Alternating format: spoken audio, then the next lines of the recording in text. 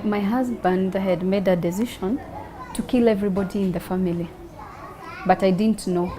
My husband had not beaten me. Actually, he cut me. He went, bought a sword, and he cut me. He had cut me into small pieces on my head, my face, all these scars that you see. Her husband of 10 years would go after his own children too, all the while making frantic calls to relatives and friends. The final phone call that made me tremble under the bed was my dad's call. He never used to joke with my dad. He had that respect of a son-in-law to a father-in-law. And he used to call my father Mzee. So he called my dad, Mzee, nimemuua. I think my father asked Nani. But you know, we are still in conversation with my dad under the bed using the SMS. So he told my dad, msichana wako, tayarisha jeneza 4. You see, my mother-in-law was to prepare for graves. Now my dad is to prepare for coffins. Ninataka kuua wajukuu wako, alafu nijiue. Mzee, tayarisha jeneza 4.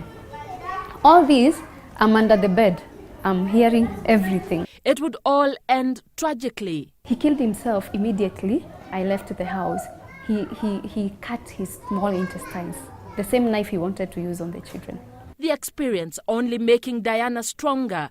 Nobody will ever abuse a widow in my presence. And that is what I have been doing. 35-year-old Diana Kamande is a mother of 2 girls. When her husband attacked her and later killed himself, she wanted to heal not just the physical wounds, but the emotional ones too, that were still raw. I thought I was prepared.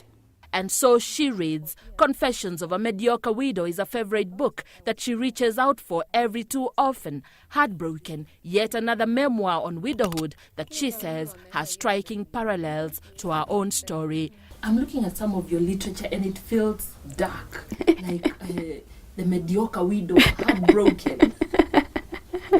Why these titles? From the time I became a survivor of domestic violence and a widow, I started the journey of putting something into writing. And they are guiding me, and also they are encouraging me. And I have been able to know that widows all over the world have been through hell. As her story was told by numerous media organizations and thousands came to know of her plight, a special stranger reached out with a special message. And she invited me to her home. Inviting a stranger, you've learned of her story on the papers. And she cancelled me. And after that, what she did, she removed the victim mentality out of me. From a victim of domestic violence, now I was a survivor. With that, she was well equipped to reach out to members of Come Together Widows and Orphans organization that she founded.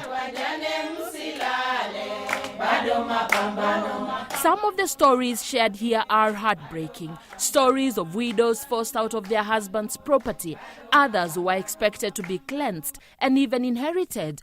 Often, they felt alone and without a law to safeguard their interests. Some have had to start building a foundation upon which they would start their lives afresh, far from their in-laws. So, what about the law?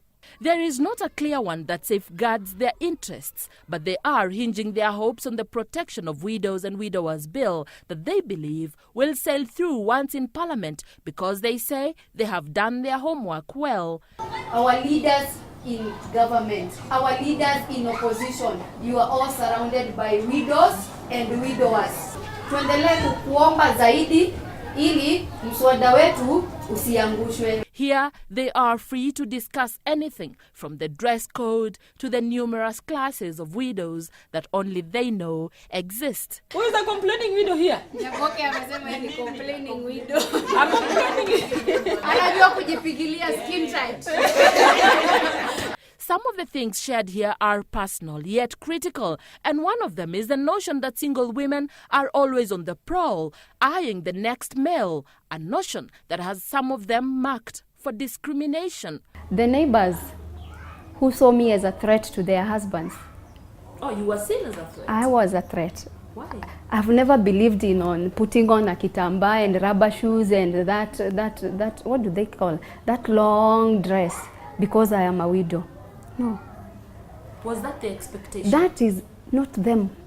It is the expectation of every married woman, no matter the community she comes from. You are a widow and go and put on a kitamba. You should not dress well. You should not wear makeup. And as they leave one by one, I am amazed by their desire to influence policy so that no other widow is discriminated against. Diana says this is the beginning to many good returns. She is walking the personal journey of widowhood and holding another widow's hand. For Citizen Weekend, I am Anne Mawade.